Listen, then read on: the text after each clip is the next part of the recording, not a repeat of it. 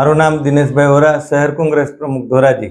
ધોરાજી શહેરની અંદર આજરોજ બેનર મારવામાં આવ્યા છે, જેમાં ખાડા ખબડા અને રખડતા પશુઓની નગરી ધોરાજીમાં આપનું હાર્દિક સ્વાગત છે એવા બેનર ધોરાજી શહેર કોંગ્રેસ સમિતિ દ્વારા મારવામાં આવ્યા છે। અને આ એક તંત્રને ઢંઢોળવાનો પ્રયત્ન છે।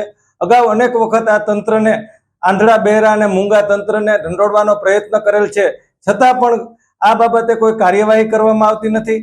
રખડતા પશુઓને પકડવામાં આવતા નથી અને જે રોડ રસ્તાઓ ખાડા ખબડાવાળા થઈ ગયા છે તેને સુધારવામાં આવતા નથી।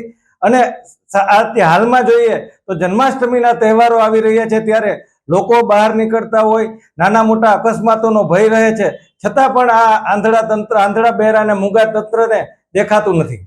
આ બેનર મારવાનું કારણ શું? લખાણમાં શું લખેલું છે? કારણ માત્ર એટલું જ છે કે આ તંત્રને ઢંઢોળવાનો અમારો પ્રયત્ન છે। ચૂંટાયેલા પ્રતિનિધિ ધારાસભ્યશ્રી અને સંસદ સભ્યશ્રી તંત્રને કહેતા નથી અથવા તો તંત્ર એનું સાંભળતું નથી તેવું અમને લાગી રહ્યું છે। અને બેનરની અંદર અમે ઉલ્લેખ કર્યો છે કે ખાડા ખબડા અને રખડતા પશુઓની નગરી ધોરાજીમાં આપનું હાર્દિક સ્વાગત છે।